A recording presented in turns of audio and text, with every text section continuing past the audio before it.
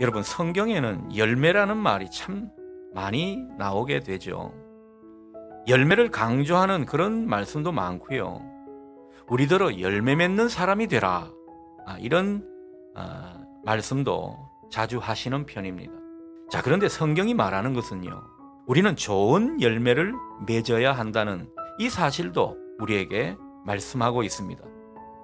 열매는 좋은 열매도 있고 나쁜 열매도 있다는 것입니다. 우리는 아무 열매나 많이 맺어서는 안 된다는 것이죠. 좋은 열매라야 하나님을 기쁘시게 하고 또 사람들을 유익하게 할 수 있는 것입니다. 그 열매를 보면 나무를 알 수 있다, 이렇게 말씀하십니다. 나무가 좋으면 열매도 좋고 나무가 좋지 않으면 열매도 좋지 않다, 이런 말씀이 되겠습니다. 나무는 그 열매로 안다는 것입니다. 좋은 나무는 좋은 열매를 맺는 법입니다. 자, 그런데 열매로 나무를 안다, 이렇게 귀한 말씀을 하시는 주님이 갑자기 깜짝 놀랄 만한 그런 말씀을 하십니다. 34절 상반절을 보게 되면 주님이 뭐라고 말씀하십니까? 독사의 자식들아, 너희는 악하니 어떻게 선한 말을 할 수가 있느냐, 이렇게 말씀하고 계십니다. 자, 그런데 여기서 독사의 자식들아 라고 하는 표현은요, 번역이 좀 점잖아서 그렇지 심한 욕이라 할 수 있습니다. 예수님께서 왜 이렇게 심하게 말씀하신 것 같습니다. 그래도 명색이 종교 지도자들인데 그들을 향한 말씀치고는 너무 심한 표현 아닙니까? 자, 어느 날 사람들이 귀신 들려서 눈이 멀고 말을 못하는 사람 하나를 예수님께 데리고 왔습니다. 예수님은 여느 때처럼 그를 아주 불쌍히 여기시며 고쳐주셨습니다. 그가 낫게 되었습니다. 그는 이제 말도 할 수 있게 됐고 볼 수도 있게 되었습니다. 아주 기적 같은 일이 벌어지게 된 것입니다. 그래서 거기 있던 사람들은 다 놀라워했습니다. 하나님이 하신 일이다, 그렇게 생각을 했고요. 그리고 예수님을 다윗의 자손, 곧 메시아라고 여기기도 했습니다. 이분이 정말 메시아가 아닌가, 자기들끼리 막 수군거리는 그런 모습이었습니다. 하지만 이때 유독 바리새인들만큼은 이 상황을 아주 못마땅하게 생각하면서 예수님께 딴죽을 거는 모습입니다. 이들은 예수님을 어떻게 본 것입니까? 예수님을 귀신의 왕 바알세불, 곧 사탄으로 본 것입니다. 다른 사람들은 다 메시아로 하나님께 영광을 돌리고 있는데 어떻게 된 사람들인지 이들만은 예수님을 사탄으로 보고 사탄이 그 수하에 있는 귀신을 쫓아냈다, 이런 망발을 일삼고 있느냐라는 것입니다. 그래서 예수님은 그들을 향해 너희들은 성령을 모독하였다, 아주 호되게 그들을 꾸짖으셨습니다.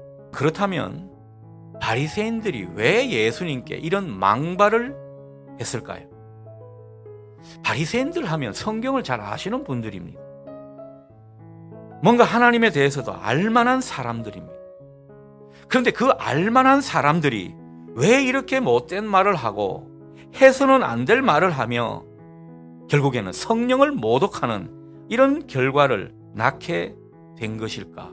그런데 이에 대한 예수님의 진단은 너무나 간단하고 분명합니다. 예수님께서 뭐라고 말씀하십니까? 그들이 나무가 좋지 않아서 그렇다, 그렇게 말씀을 하고 있는 것이죠.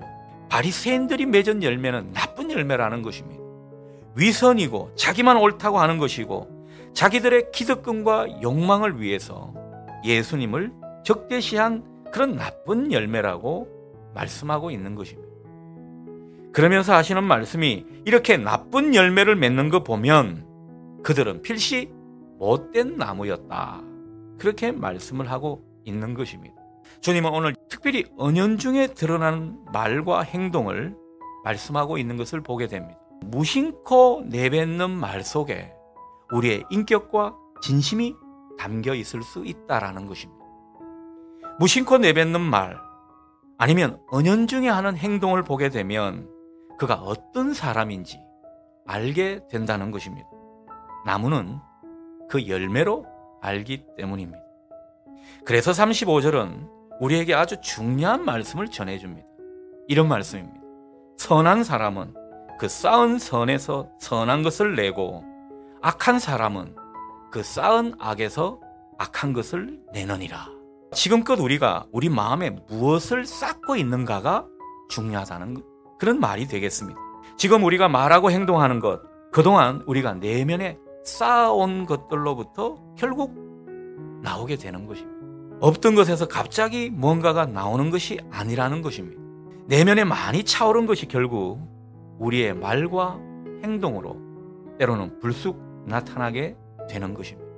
겉으로는 아멘도 잘하고 할렐루야도 잘하고 신앙도 잘하고 봉사도 잘하는 그런 사람같이 보여도 내면이 병들어서 남한테 톡한 말을 하고 그 마음을 송곳으로 찌르는 그런 말을 한다거나 나만 옳고 다른 사람은 틀렸다 그러면서 남을 무시하고 함부로 하는 그런 행동을 보게 되면 과연 그 속에 예수님이 계신가 한번 의구심을 가져볼 필요가 있겠습니다. 잠시 동안은 우리가 말과 행동으로 사람들을 속일 수는 있어도 결국에는 우리 안에 있는 것들이 다 드러나고 만다는 것입니다. 무엇보다 하나님은 속일 수가 없습니다. 하나님께서 다 보고 아신다는 것입니다. 우리가 은연중에 부지불식간에 드러난 우리의 말과 행동, 하나님이 다 보고 아시고 결국 하나님께 심판을 받을 때가 있다. 이 말씀이 되겠습니다. 그러니 이제는 우리가 좋은 마음에서 우러나오는 좋은 말과 행동으로 살아야 할 것입니다. 좋은 나무 같은 사람은 남을 무시하고 헐뜯고 미워하지 않습니다. 남을 조롱하거나 얕보거나 그리고 중간에서 사이를 갈라놓는 이런 모습이 없습니다. 대신 남을 세워주거나 감싸주고 용기를 주고 축복하는 그런 말과 행동을 하게 되는 것입니다.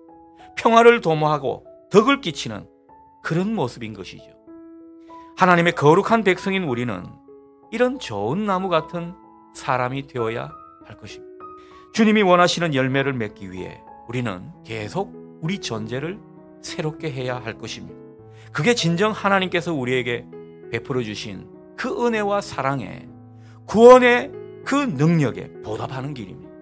그러나 솔직히 우리는요, 이 문제에 또 자신이 없는 것이 사실입니다.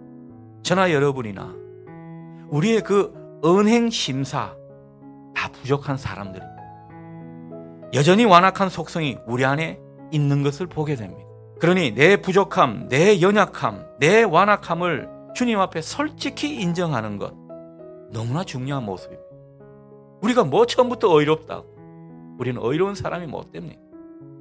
주님께 우리의 모습을 그대로 드러내 보이면서 주님, 좋은 나무가 되게 해 주십시오. 좋은 열매를 맺는 우리가 되게 해 주십시오. 도움을 구하시고 은혜를 청하시는 여러분 되시기를 바랍니다. 주님께 더욱 매이고 교제하면서 내 마음을 자꾸 주님께 연결시키십시오. 주님을 깊이 생각하십시오. 그 가운데 선을 쌓아가게 될 것입니다. 주님의 마음에 우리가 자꾸 연결되고 접속되어 갈 때 여러분 언젠가 우리 인생 가운데 좋은 열매가 자연히 맺혀지게 될 것입니다. 좋은 열매가 많이 맺히는 좋은 나무로 언제나 하나님을 기쁘시게 하고 또 주님을 흐뭇하게 하는 저와 여러분 되실 수 있기를 기원합니다.